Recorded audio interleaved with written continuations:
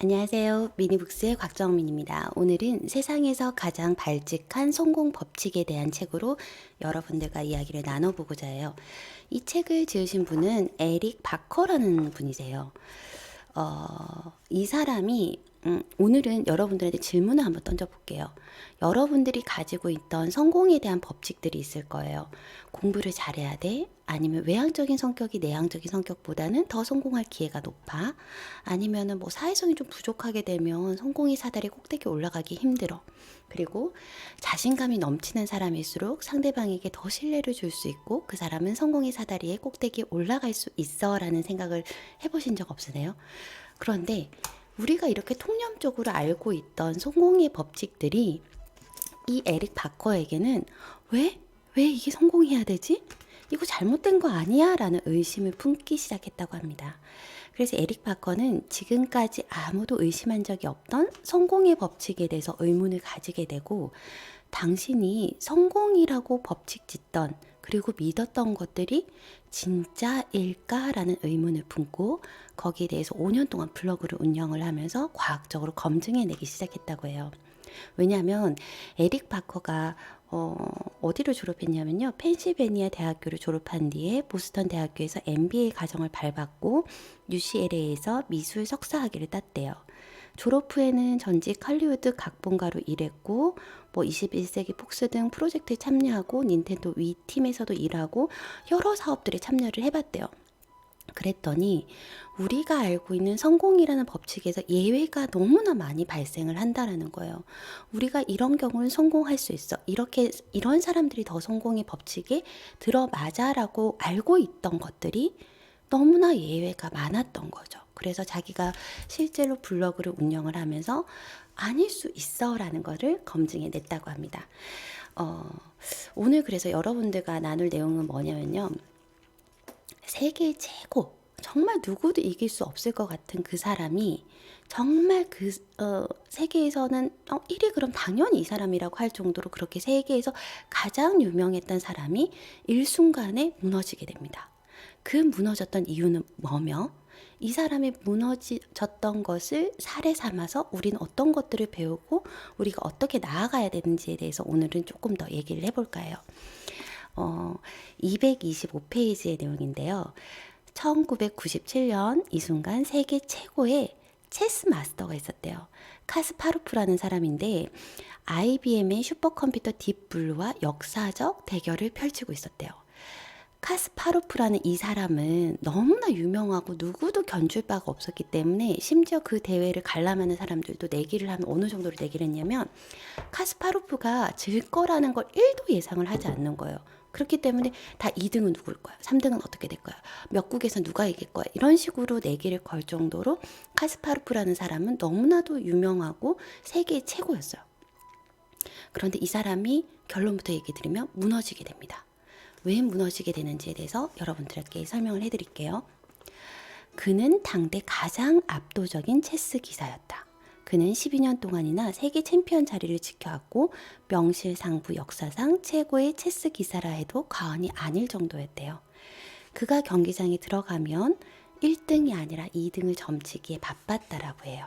그래서 모든 기사들도 카스파로프가 이긴다는 것은 기정사실로 되어 있었다라는 거죠.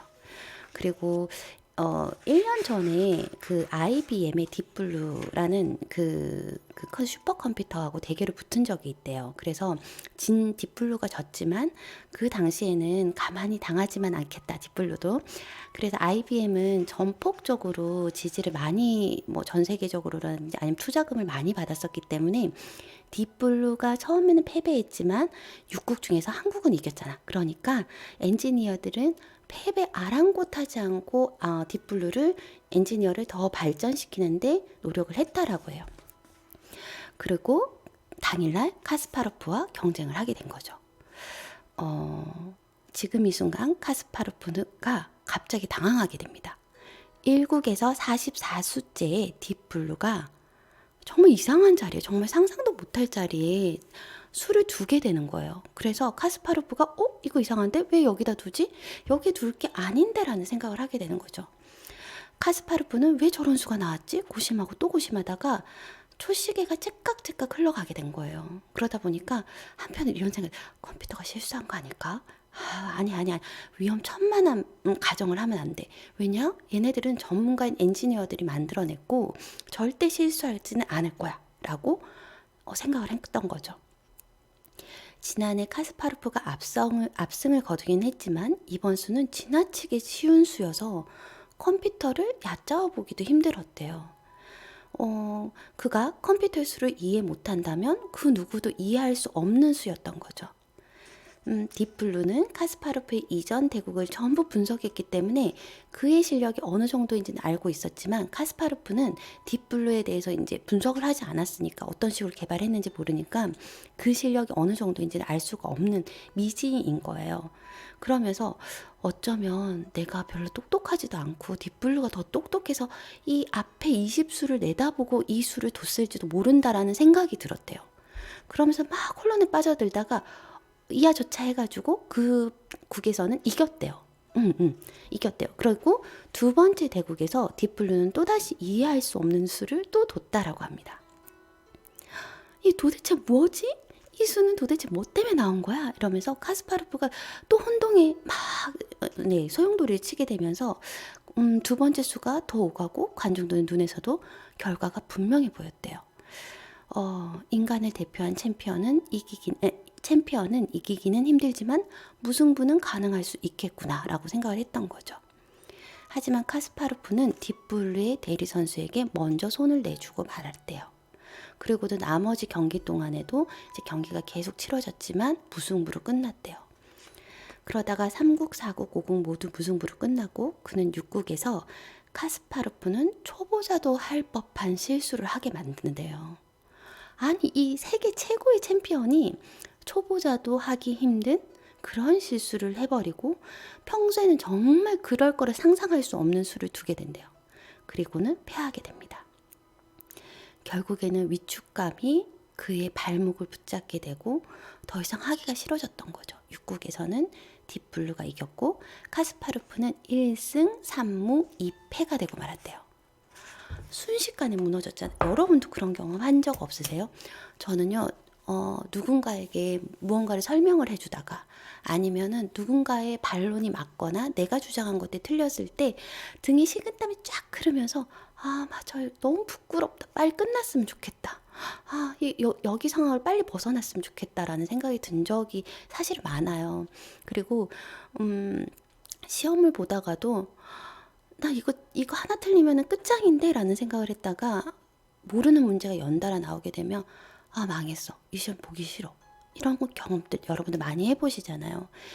정신력이 정말 강하고 몇십 년 동안 한 번도 무너진 적이 없는 세계 챔피언들도 자기가 뭔지에 대한 혼란에 빠지는 순간 무너지고 만다고요. 이거를 이길 수 있다라는 자신감이 없고 자기의 평정심을 유지하지 못한 순간 우르륵 무너졌던 거예요. 자, 그러면 딥블루가 어떻게 이 수를 두게 됐는가? 거기에 대해서 설명을 해드리도록 하겠습니다. 마침내 기계가 인간을 이겼습니다. 천재 컴퓨터의 탄생인가? 전혀 그렇지 않았대요. 1국에서 나온 이해할 수 없는 루크의 이동. 그거는 소프트웨어의 버그였다고 합니다. 정말 버그였대요. 코드 에러였대요. IBM에서 왜 이게 시간이 지연되거나 이렇게 시간을 허비하고 째깍째깍 가게 되면 그냥 의미 없이 한 수를 두게끔 프로그래밍을 해놨던 거예요. 시간이 가니까. 그 프로그램이 의미 없는 한 수였음에도 불구하고 카스파로프는 자신감을 잃어버린 거예요. 내가 이길 수 있다는 자신감, 두려움이 몰려왔던 거예요. 그 순간에 와르르르 무너져서 세계 최고의 챔피언이 무너졌던 거예요. 저는 여기다 이렇게 적어놨어요. 질 것 같은데? 빨리 벗어나고 싶은데? 이게 사람의 마음이잖아요. 나 이거 안 될 것 같은데? 내가 무슨 큰 실수를 할 것 같은데? 정말 너무 부끄럽고 쥐구멍이라도 있으면 숨고 싶고 막 그런 적 없으세요? 네, 그럴 때 있을 거예요. 내가 정말 너무너무 부끄러운 잘못을 했어. 근데 그게 들통이 나버렸어. 그럴 때 너무너무 부끄러워서 지구멍에라도 숨고 싶고 그럴 때 있잖아요. 그럴 때는 그 상황이 너무 두려운 거예요. 그래서 벗어나고 싶어요. 이럴 때 나는 어떻게 해야 될까라고 했을 때 저는 이렇게 적어놨어요. 솔직해져야 합니다.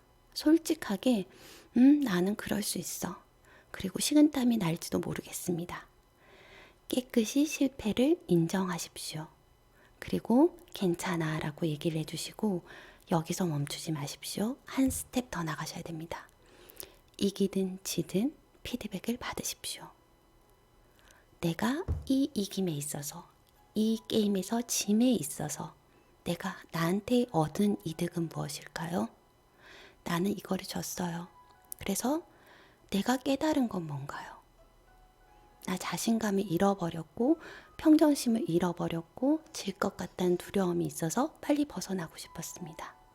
그러면 난 여기서 무엇을 보완해야 다음 경기에서 이길 수 있을까요? 라는 피드백과 성찰이 있어야 된다라고 적어놨어요. 그런데 이 책의 끝에 해답도 유사하게 나옵니다. 네. 그러면 자신감이 잃었는 순간에 정말 모든 것들이 무너진 거잖아요. 여기는 이렇게 나와 있어요.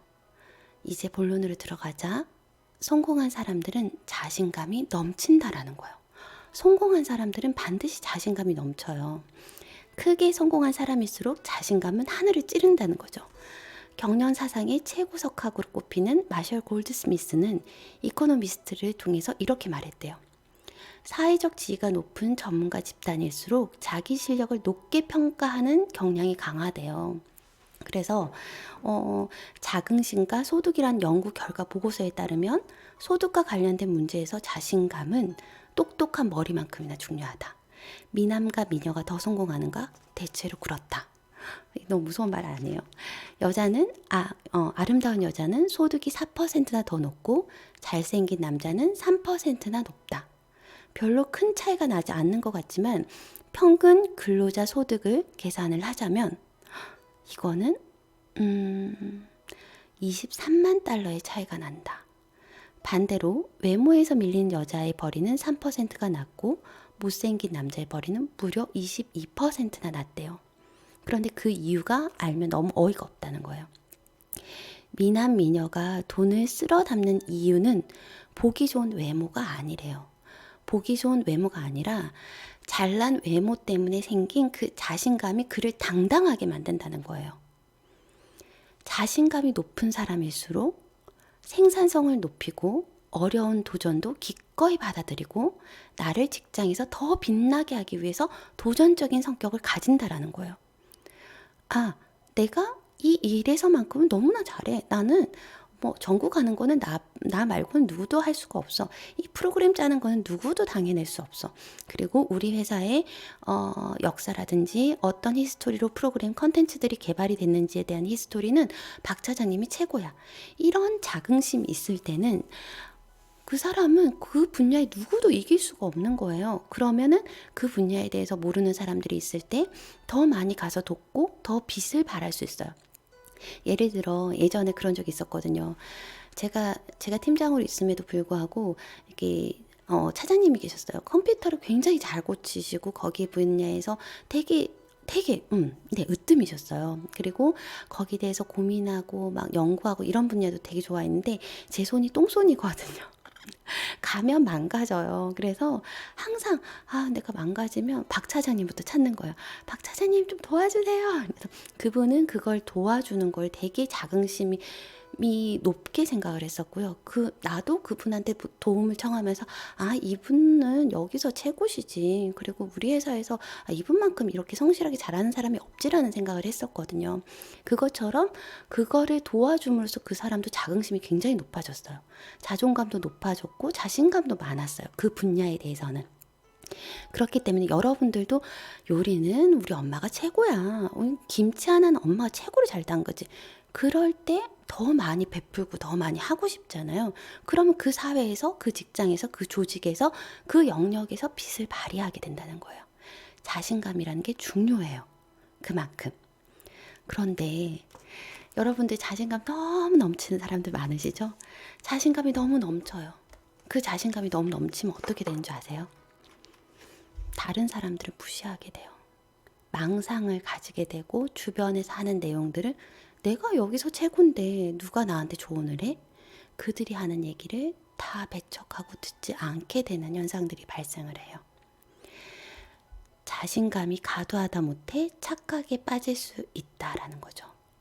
나쁜 착각에 빠지게 된다라는 거예요.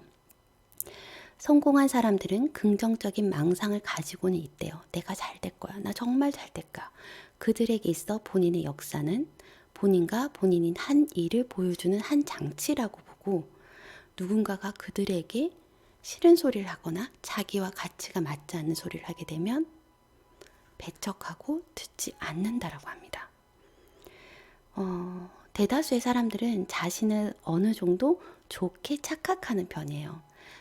나에 대해서 객관적으로 보지 않고 맥락적 사고를 하지 않고 나에 대해서는 무작정 괜찮은 사람이라고 설문조사를 한대요. 천국에 갈 사람을 조사를 했는데, 네, 재밌는 결과예요. 빌 클린턴이 대통령이 천국에 갈 확률은 52%래요.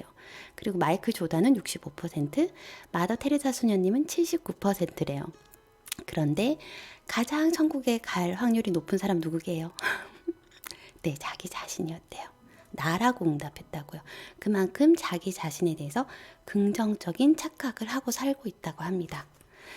그래서 이렇게 자신감이 좋은 사람들이 성공을 한다는데, 그러면 자, 생각을 해보십시오. 자신감의 힘이 그렇게 막강한데, 그러면 자신감이 없을 때도 겉으로 자신감이 있는 척 해야 되는 건가? 라는 생각이 안 드세요?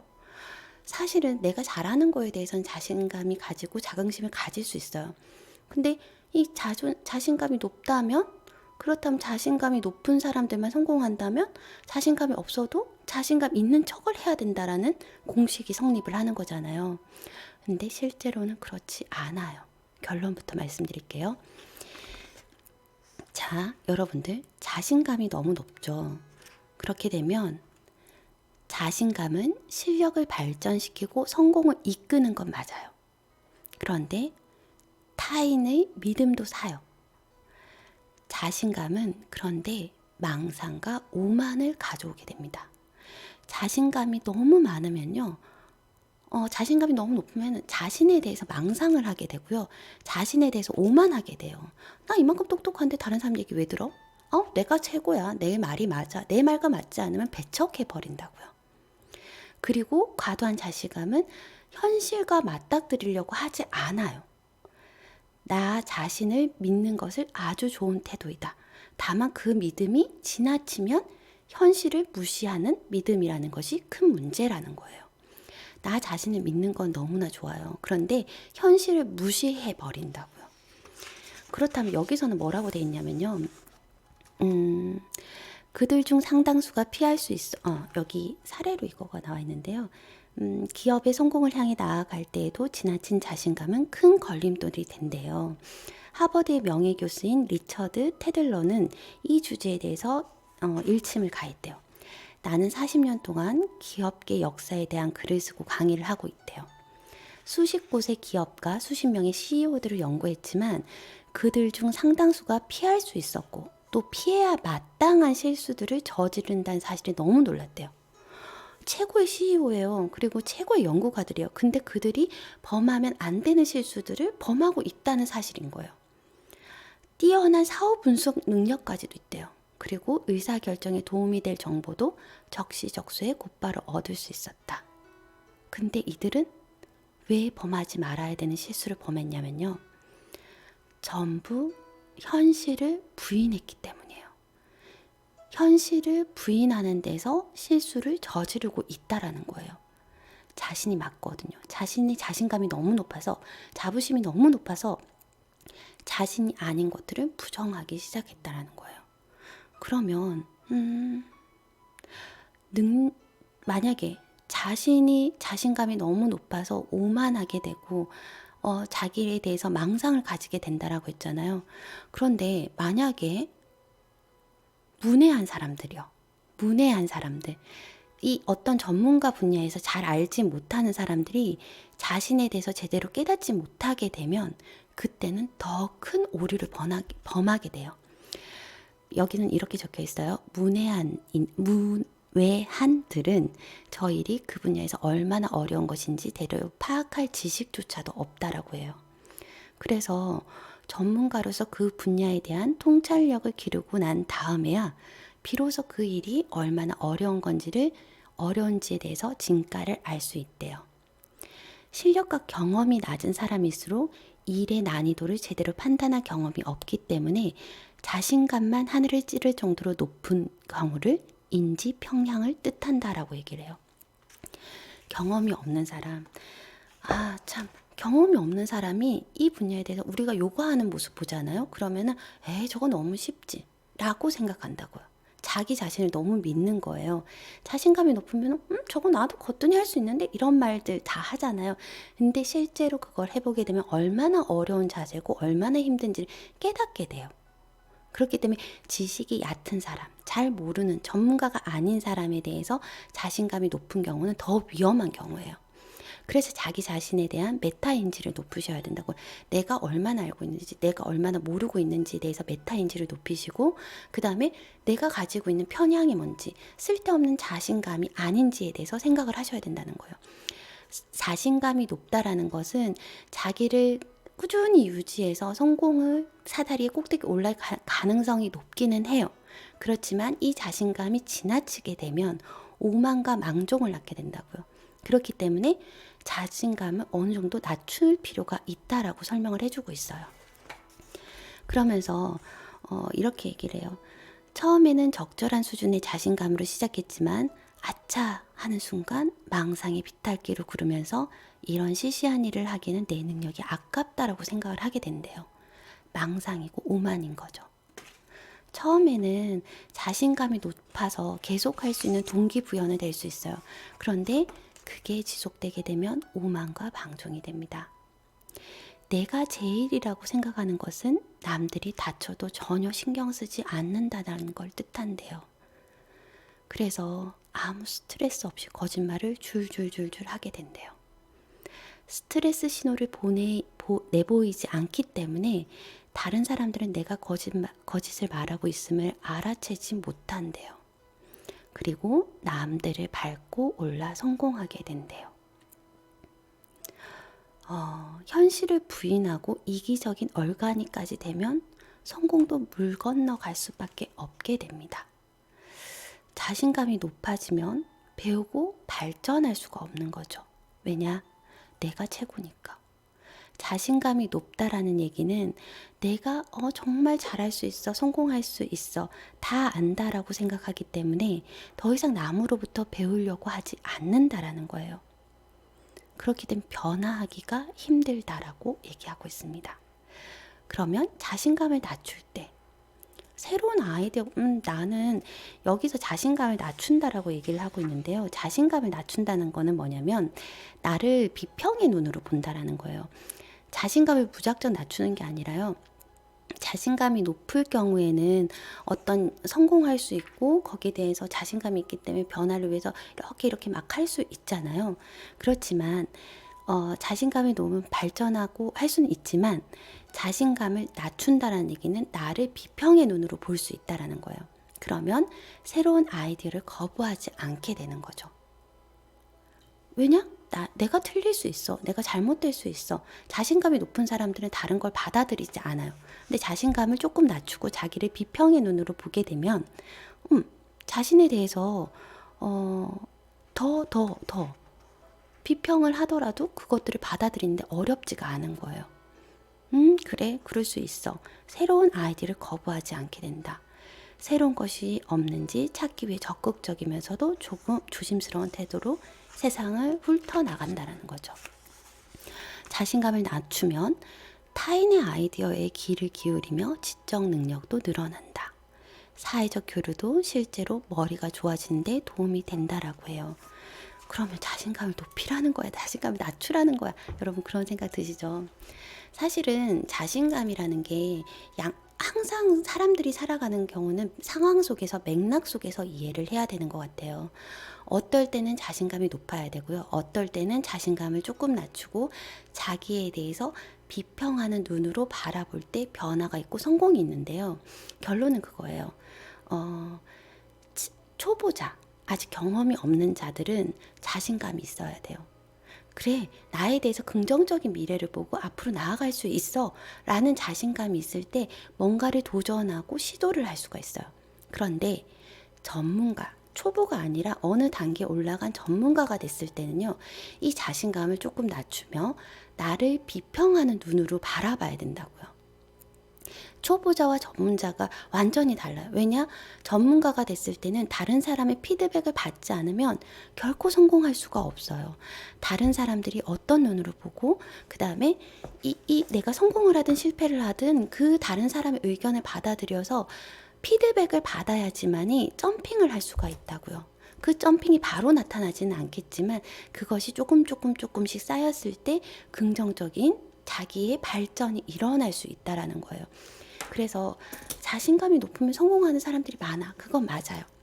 하지만 자신감이라는 것은 상황과 맥락에 따라서 상호 보완되는 거기 때문에 여러분들이 초보자 아니면 경험이 없는 사람, 그런 사람일 때 가뜩이나 엉성하고 어설픈데 나 이제 시작해서 잘 모르겠어. 이것도 모르겠고 저것도 모르겠는데 자신감마저 없다라고 생각해 보세요. 그러면 그 사람은 무너지잖아요. 그래서 여러분들 긍정의 마음을 가지게 해주고 앞을 봐야 됩니다라고 얘기를 하는 이유는 초기에는 초보자에게는 너무나 많이 필요한 것 같아요. 영어를 처음 시작하는 아이들, 너무 잘했어, 너무 멋지구나, 너는 이게 정말 잘했어 라고 얘기하는 거는 그들에게 동기부여가 될 수 있고 끝까지 갈 수 있는 힘이 돼요. 유튜버 처음 하는 사람들, 조금 못해도 어때요? 긍정적으로 앞으로 어떻게 될 겁니다. 희망을 가지세요. 긍정적인 미래를 꿈꾸세요 하는 거는 그 사람들에게 지속할 수 있는 힘을 줄 수 있어요. 그렇기 때문에 필요하지만 그 경지를 지나서 전문가의 집단에 들어갔을 때는 비평의 눈으로 자기를 비평할 수 있는 눈을 가지셔야 된다고요. 자기 비판의 눈이요. 자신감을 낮추시고 자기를 어떤 식으로 피드백을 받고 어떤 식으로 성장할 건지, 그리고 내가 성찰한 것이 무엇인지에 대해서 꾸준히 생각을 해보셔야 됩니다. 그래서 여기에 대해서는 이렇게 적혀 있어요. 초보자는 가뜩이나 엉성하고 어설프다. 그래서 그 일을 포기하지 않으려는 의욕을 얻기 위해서라도 긍정적인 피드백을 원하고 또 필요로 한다. 초보자는 가뜩이나 엉성하고 어설프다. 그래서 그 일을 포기하지 않으려는 의욕을 얻기 위해서라도 긍정적인 피드백을 원하고 또 필요로 한다. 하지만 어느 순간 변하는 지점이 온대요. 어느 정도 전문가가 되고 나면 그 다음부터는 일부러라도 부정적인 피드백을 듣고 싶어 한다. 가끔가다 나오는 미묘한 실수를 바로잡고 계속 발전하려면 어떻게 해야 하는지 알고 싶기 때문이래요. 전문가들은 자신감을 조금 낮춘다라고 표현하지만 자신을 비평하는 눈으로 가지셔야 된다는 거예요. 그래서 상황적인 부분에 따라서 내가 초보자에서 내가 자신감이 필요한 건지, 아니면 어느 정도 성장의 도약에 있어서 그들에 대한 긍정적인 피드백을 받으며, 부정적인 피드백을 받으며 성장할 건지는 여러분들이 잘 판단을 해보셔야 될 것 같습니다. 네. 문제를 직시하고 개선하는 데는 부정적인 생각, 비관주의자, 여기서 비관주의자, 자신감을 낮추는 경우예요. 그리고 부정적인 생각, 나를 비평적으로 바라보는 생각이 더 도움이 된다라고 해요. 물론 낙관주의와 자신감은 행복감을 주죠. 내가 세상에서 제일 잘났기 때문에 행복감을 줘요, 낙관주의자는. 그리고 우리에게 낙관과 비관, 이 두 가지가 모두 필요하다라는 결론이에요. 낙관과 비관, 이 두 가지가 모두 필요하다. 상황에 따라서 달라질 수 있다라고 해요. 그러면서 이 저자는 자신감에 대한 패러다임 자체를 버려야 된다라고 얘기해요. 자신감 따위, 어떨 땐 자신감이 높아야 되고 어떨 때는 자신감 따위 낮춰야 된다라고 얘기를 하는데, 이 패러다임 자체가 자신감에 대해 이 쓰레기통에 내버리면 어떨까라고 표현을 하고 있어요. 자신감은 하늘을 나는 기분을 선사하고 그릿을 발리하게 해 타인에게 유능하다는 인상을 주지만 반대로 남을 깔보고 발전이 더디다는 모든 것을 이룰 수 있는 거만하고 이기적인 사람들로 만들기도 하잖아요. 그리고 반대로 자신감을 낮추면 전문가로 갈 수 있겠죠. 다른 사람들의 말을 들었기 때문에. 그리고 타인의 호감을 살 수 있지만 의기양양한 행복감을 얻거나 유능하다는 인상을 받을 수는 없다라고 얘기를 하고 있어요. 사실은 이게 상호 보완 쪽으로 조금 더 보완돼서 나가야 되는 부분이라고 얘기 드렸죠. 갑론을박이 답답한 논쟁으로 끝나는 이유는, 진짜 이유는 자긍심이라는 색안경을 버리지 못하기 때문이다. 자신감에 대한이 있기는 한가? 자신감이라는 걸 이 사람은, 이 저자는 뭐라고 표현했냐면 자기 연민이요. 자기를 애초롭게 생각하는 마음이요. 그런데 이 자신감에 대한 패러다임을 버려야 된다라고 얘기를 하시면서 자기 연민에 대한 마음을 가져야 된다라고 얘기를 하고 있어요. 뭐냐면은 실패한 나를 동정하게 되면 성공하기 위해 망상에 빠진 얼간이가 되지 않아도 되고, 실패에 대한 내가 괜찮아, 실패도 괜찮아 라고 했을 때 자신감 높아서 성공을 해야 된다라는 망상, 나 자신감 너무 높아서 난 항상 성공하는 인간이야 될 필요가 없고, 발전하기 위해서 지금의 무능력을 실감하지 않아도 된다. 자꾸 자신감을 낮추게 되면은 다른 사람 피드백을 더 많이 받을 수 있어서 자신이 무능력하다고 느낄 수도 있잖아요. 그 낮출 필요가 없다라는 거예요. 그걸 하기 위해서는 자기 연민이라는 단어를 들고 왔어요. 그런데 제가 지난번 작년쯤에 자존감이라는 얘기를 드리면서 자기 자비심이라는 얘기를 한번 드린 적이 있었거든요. 자기 자비심이라는 얘기도 여러분들 이게 닭이 먼저냐 알이 먼저냐라는 얘기인데요. 다 상호 보완적인 것 같아요. 자기 자비심이라는 거는 남을 사랑하고 가엽게 여기는 마음이에요. 또는 그렇게 여기서 베푸는 혜택이라는 걸 얘기를 하는데, 이 자기 자비심을 좋은 측면으로 보는 사람도 있고요. 나쁜 측면으로 또 보는 사람도 있어요. 자기 연민이라는 것을 좋게 보시는 사람도 있고 나쁘게 보시는 분들도 계세요. 자존감을 높이기 위해서는 자기 연민이 높아야 돼 라는 사람들도 있고요. 그게 학계들마다 어떻게 해석하느냐에 따라서 상황과 맥락에 따라서 너무나 다양하게 해석이 되고 있다라는 걸 여러분들은 꼭 유념해 주시면 좋겠어요. 왜냐? 제가 이게 딱 맞아요 라고 하는 게 아니라 상황에 따라서는 자기 연민도 필요하다고요. 자기 연민이 있으면 나 실패해도 괜찮아. 나 조금 모자라도 괜찮아. 이래도 괜찮아. 그렇기 때문에 한번 도전해볼까 라는 마음이 있어야 되는데, 자기 연민이 너무 미숙한 자기 연민으로 받아들이게 돼서 회사에서 너무 나쁜 말을 상사에게 들었어요. 너는 이렇게 해서 내가 퍼즐 맞추기를 하라는 거야? 드라마 뭐였지? 네. 이름이 생각이 안 나는데, 네. 거기서 막 상사에게 꾸중을 들었어요. 그러면은 자존감이 쭉쭉쭉쭉쭉 떨어진단 말이에요. 이 떨어지니까 너무 화가 나는 거야. 내가 이렇게 우울한데 그냥 집에 들어갈 수가 없지? 스스로라도 위로를 해야지. 내가 지금 이렇게 힘든데, 잠이라도 잘까? 어떤 사람들은 마치고 술 한잔 마실 수도 있고, 아니면 게임에 막 빠져서 이러면서 스트레스를 푼단 말이에요. 그러면 떨어졌던 자존감이 올라갈까요? 다음날 지각을 할 수도 있고요. 늦잠을 잘 수도 있고요. 이 미숙한 자기 연민 때문에 다음날 또 자존감이 떨어지는 사태가 발생할 수 있다라고도 얘기를 하고 있어요. 이거는 제가 그냥 얘기 드리는 게 아니라 그 윤홍균 박사님 있잖아요. 자존감 수업이라는 책을 펴내신 분이신데, 그분이 어쩌다 어른에 나와서 이런 얘기를 했어요. 자존감을 낮추는 행동 중에 하나가 자기 연민이 될 수 있다라고 얘기를 하셨고, 이 책에서 에릭 바커라는 사람은 자기 연민이 있기 때문에 자기가 조금 모자라도 괜찮아, 자기가 조금 그래도 괜찮아라는 것 때문에 변화하고 도전하고 자기 실패에 대해서 그렇게 부정적인 피드백을 주지 않는다라고 주장을 하고 계세요. 그래서 제가 생각할 때는 시작은 자신감이 높아야 돼요.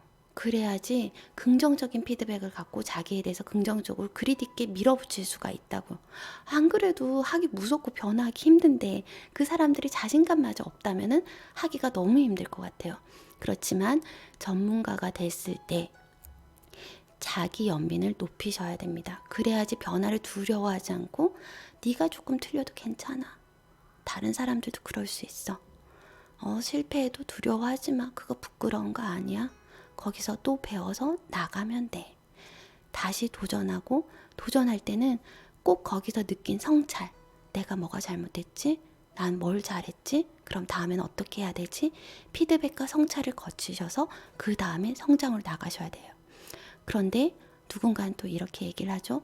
자기 연민을 높이는 것은 연민을 높이면서 미숙한 위로는 하지 말라고요. 자기 연민을 여기서는 책에서는 나와 있진 않는데 자기 연민을 높이면서 미숙한 위로 차라리 힘들어서 잠을 자면 괜찮아요. 그러면 긍정적인 위로가 되겠죠. 그런데 그게 술을 마시거나 게임을 하거나 이럴 때 미숙한 위로가 여러분의 자존감을 더 떨어뜨릴 수 있다라고 얘기를 해요. 그렇기 때문에 여러분들 자책하지 않기 때문에 실패하는 두려움을 없애기 위해서 자기 연민을 높이셔도 괜찮은 것 같습니다. 자기 연민은 그릇을 늘리고 꿈을 대며 늑장 피우는 태도를 줄여줄 수 있다라고 얘기해요. 자기 연민은 그릇을 늘리고 꿈을 대며 늑장 피우는 태도를 줄여줄 수 있다. 자신을 너그럽게 보려면 어떻게 해야 하는가? 네이비시의 제임스 워터스는 그 시작에 대해 이미 알려줬다. 바로 자기 대화이다. 그렇다고 허황된 동기부여나 사탕발림식 칭찬 일색의 거창한 스토리를 말하라는 뜻이 아니다. 할머니가 손자에게 하듯이 다정하고 친절한 자기 스토리를 속삭여야 한다는 뜻이다. 일이 어긋난다고 해도 무조건 자책하고 트집을 잡아서는 안 된다. 네프 교수의 말처럼 평생 동안 하루 온종일 나를 다정하고 친절하게 대해줄 수 있는 사람은 누구인가? 나밖에 없다. 평생 동안 하루 온종일 나를 다정하고 친절하게 대해줄 사람은 나밖에 없다. 여러분들밖에 없으세요. 자, 여기서 이 부분에서 여러분들이 꼭 아셔야 되는 부분은 뭐냐면요. 자신감이 높아서 성공할 가능성이 높아요. 자신감을 낮춤으로써 자기를 비평적으로 보면서 다른 사람의 의견을 들을 수 있어요. 자신감을 너무 높은 경우에는 오만과 방종을 할 수 있어요. 그렇기 때문에 초보일 땐 자신감을 높여서 그 꾸준히 밀고 나갈 수 있는 힘을 기르시고 긍정적인 힘을 기르셔야 되지만 전문가가 되셨을 때는 다른 사람의 의견을 듣고 피드백을 듣고 자기를 비평적인 시선으로 바라보고 그렇게 했을 때만이 여러분들 더 성장하고 발전할 수 있다라는 거예요. 항상 어떤 책이든 어떤 연구든 간에 이게 맞다 저게 맞다는 아닌 것 같아요. 이게 맞을 수도 있고 저게 맞을 수도 있어요. 상황에 따라서 우리는 어떨 땐 자존감이 높았다가 어떨 땐 자존감이 낮았다가 어떨 때는 자기 연민이 미숙한 연민으로 나타날 수도 있고요. 미숙한 위로로 나타날 수도 있어요. 우리는 사람이기 때문에요. 그럴 때마다 바로 잡으시면 되세요. 나 그럴 수 있어. 그 대신에 수동적인 사람은 되지 말아야 된다는 거예요. 제가 신현종 박사님이 뼈에 대해서 그 말을 하셨거든요. 저 좋은 말 많이 해줄 수 있어요. 좋은 말해서 동기부여하고 너 잘 될 거야. 긍정적인 피드백 줬더니요. 아무도 안 바뀌어요. 라고 얘기했죠. 그러면서 저는 뼈를 아프게 하는 말을 한다라고 얘기를 했어요. 이 사람들이 왜 얘기를 했구나라는 게 딱 와닿는 게 뭐였냐면 초보자들, 처음 시작하는 사람들에게는 나 너무 어리석고 아직도 무섭고 두려운데 그 사람들에게 뼈 아픈 말을 해봤자 그 사람들은 동기부여도 안 된다고요. 그 사람들이 계속 할 수 있기 위해서 긍정적인 확언을 하고 긍정적인 얘기를 해주면서 동기부여가 된다고요. 초보자들에게는. 그렇지만 뼈아대는 일정 정도 변화를 하고자 하는 사람들이 그 채널을 듣는단 말이에요. 그 채널 듣는 사람들한테 긍정적인 말보다는 전문가적인 말, 전문가 집단에 들어와서 그들이 실제적으로 발전할 수 있는 타당한 피드백을 줘서 성장할 수 있게끔 만든다라는 거예요. 그런 걸 보면서 완벽한 공부법, 네, 맞구나 라는 생각이 들었어요. 저도 이거를 자신감이라는 부분을 초보자, 전문가일 때로 이렇게 나눠서 생각을 해본 적은 없었거든요. 초보자일 때는 자신감이 높을 필요가 있구나. 전문가일 때는 자기 연민을 높여가지고 미숙한 연민이 아니라, 미숙한 위로가 아니라 긍정적인 연민으로 해서 실패에 대한 두려움을 없애줄 필요가 있구나. 그래서 피드백을 받을 필요가 있구나. 라고 정리를 해주시면 되실 것 같아요. 여러분 오늘 도움이 되셨으면 좋아요, 구독 버튼 부탁드리고요.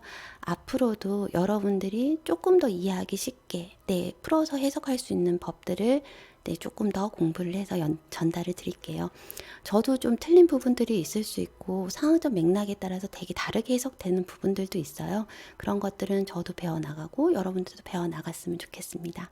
여러분 좋았으면 좋아요, 구독 버튼 부탁드릴게요. 오늘도 행복 선택하시고 행복한 하루 보내시기 바랍니다. 감사합니다. 좋은 하루 보내세요.